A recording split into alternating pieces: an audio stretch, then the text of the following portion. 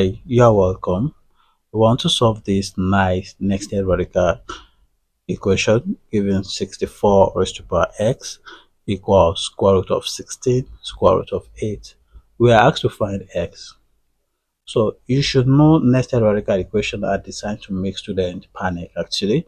So we are going to break down the right hand side down first before we even touch the base 64.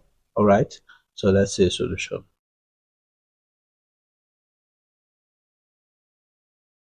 Alright, so the first thing I will ask you to do is to recall that if you have square root of m, this is equals to m raised to power 1 over 2, right?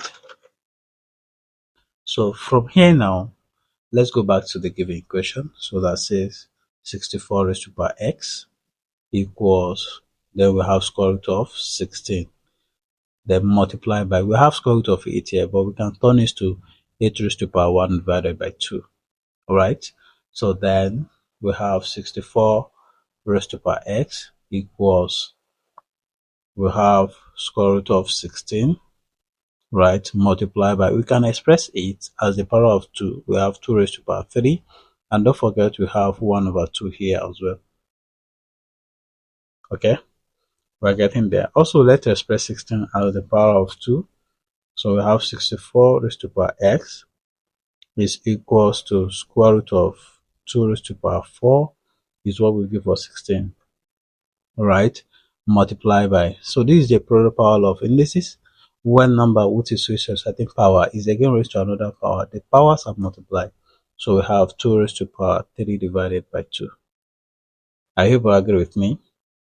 So therefore we have 64 raised to power x equals square root of, from the law of indices, when number with Jacobi's have been multiplied, their powers are added.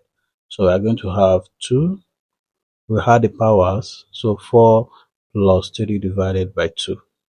Alright, so let's simplify this further. We have 64 raised to power x equals square root of 2 raised to power, if you simplify this, we are going to have 8 plus 3, right, everything divided by 2. So therefore we'll have 64 raised to power x equals square root of 2 raised to power 11 over 2. Also, let's express this as power of 2. So we'll have 2 raised to power 6 raised to power x equals, we have square root of 2 raised to power 11 divided by 2. So then after this, so what we are going to have now is 2 raised to power 6 raised to power x equals, we have 2 raised to power 11 divided by 2 here. So then this square root will turn into the power of 1 divided by 2, right? So and remember the product power law I said earlier, we have to multiply the powers there. So we have 2 raised to power 6 raised to power x equals 2 raised to power 11 divided by 2 multiplied by 1 divided by 2. If this is what we have, so then we have 2 raised to power 6 raised to power x equals 2 raised to power, let's multiply this together, we have 11 divided by 4. Alright, so however, let's recall something here, that if you have a raised to power x, then raised to power y, this is equals to a raised to power xy. Like I said earlier, applying that to this, we have 2 raised to power 6x, so meaning we multiply this, equals 2 raised to power 11 over 4. And from the law of indices, when number with Jacobi's are equal, so we can neglect the base and equate the power. Let's neglect the base and equate the power. We have 6x equals 11 divided by 4. Alright, so by cross multiply here, we are going to have